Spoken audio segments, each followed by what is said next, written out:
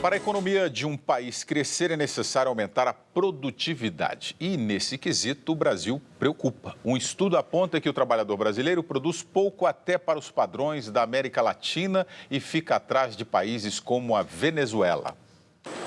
A conta é a seguinte: a soma de tudo que o país produz, o PIB, dividido pela população empregada. O resultado é a produtividade brasileira. E ela não é nada animadora. Um estudo aponta que o trabalhador brasileiro produz menos de 1/5 em relação ao americano e metade do mexicano.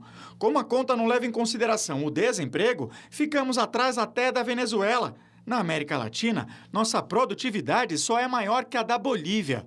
A explicação para esse quadro não tem nada a ver com incompetência ou preguiça, como os números poderiam sugerir, mas sim com problemas estruturais da economia brasileira, como a falta de investimentos em tecnologia, a alta cobrança de impostos, a burocracia excessiva e os problemas de infraestrutura. Essas diversas causas acabam fazendo com que você tenha que contratar mais gente, ou dentro da empresa ou fora, mas isso diminui a produtividade. Tiago sabe bem o que é isso. Dono de um site de vendas de equipamentos para a indústria, ele emprega 8 pessoas. Alguns funcionários são contratados apenas para explicar ao cliente por que as encomendas enviadas pelos correios atrasam, ou para calcular as diferentes alíquotas de impostos praticadas nos estados brasileiros. E você acaba se vendo na obrigação de ter mais funcionários para suprir esses problemas que estão fora da tua empresa. Outro problema crítico é a falta de capacitação do trabalhador brasileiro. Essa empresa de recursos humanos tem dificuldade para selecionar profissionais com habilidades básicas. Eles escrevem com muita dificuldade e eles não têm facilidade para interpretar aquilo que está no nosso comunicado divulgando um processo seletivo. Senis, mas o ambiente está negativo. Qualquer pesquisa agora aponta que o Brasil está atrás de todo mundo, atrás da Venezuela. O problema aqui é infraestrutura e capacitação, esse é o grande gargalo do Brasil? William, aí eu acho que a matéria está indicando no caminho correto. Existe um conjunto de fatores que definem a questão da produtividade, né? Porque você pode ter, uma parte tem a ver com capacidade dos trabalhadores, na média dos trabalhadores, é treinamento, é capacidade de operar cada vez mais máquinas automáticas, é a produtividade no sentido de fazer várias tarefas simultaneamente. Então, você olha, por exemplo, uma coisa que é muito perceptível, você vai viajar para um país desenvolvido, você vê que uma pessoa está atrás de um balcão de uma loja e ela faz o caixa, ela serve, etc.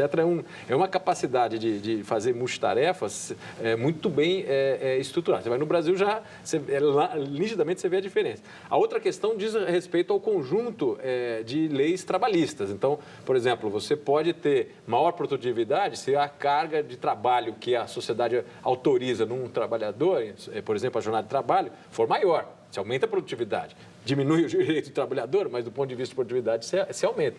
De novo, se o salário é mais baixo daquele trabalhador, do ponto de vista do que ele custa em relação ao que ele produz, aumenta a produtividade. Mas não é o tipo de aumento de produtividade que se busca. O que se busca é um conjunto mais ou menos equilibrado entre garantir condições de trabalho, garantir remuneração condizente, garantir qualidade do trabalho, garantir um acesso à tecnologia e, junto com tudo isso, garantir, vamos dizer, uma economia que seja eficiente, baseada na produtividade do trabalho. O grande problema nessa questão é que, às vezes, os debates ficam muito simplificados do seguinte: não, o sujeito ganha demais, então vamos baixar o salário do sujeito porque aumenta a produtividade. Bom, é a ideia de você jogar a criança com a água suja do banho, tá certo? Você mata o seu próprio mercado de trabalho. Não, então tira todos os direitos de trabalho do trabalhador, que aí você barateia o trabalho dele e aumenta a produtividade. É verdade, mas ao mesmo tempo você gera uma vulnerabilidade na sociedade muito grande. A grande questão é como é que você consegue combinar tudo isso. Agora, é verdade, eu diria, que o essencial disso aí é você conseguir fazer esse desenvolvimento mais ou menos equilibrado.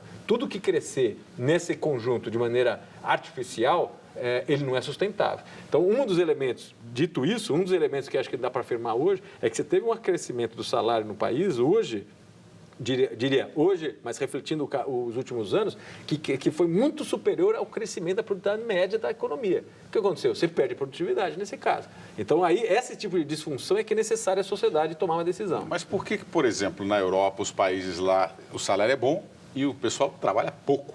Exato. E eles são tem alta produtividade? Absolutamente alta produtividade. Então, esse é um ponto interessante. O cara ganha bastante. Tem muito direito trabalhista. Tem os horários... E a hora é reduzida. Hora reduzida. Em muitos países, o sujeito não trabalha sexta-tarde. Né? É um nível impressionante. E, ao mesmo tempo, o país continua produtivo, continua com uma capacidade de competição com relação ao resto do mundo. Agora, o que você precisa aí? Aí é capacidade do recurso humano. E o número de população, né? Da população, não é isso?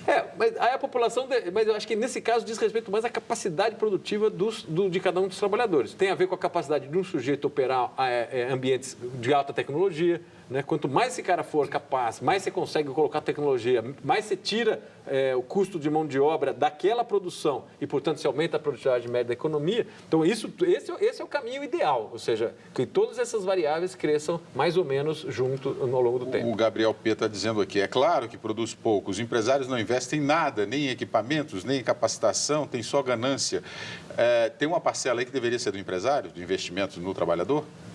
Sim, eu acho que parte tem a ver com o próprio investimento das empresas. Mas eu diria que o grosso vem da base educacional e de treinamento da sociedade. O sujeito que chega no final do seu ensino básico e tem problema, é o que se fala do analfabeto funcional, tem o problema de operar as contas matemáticas básicas. Esse sujeito, obviamente, está pouco preparado e aí... Seria irreal imaginar que todo esse gap educacional deveria ser custeado pela empresa que vai contratar o cara.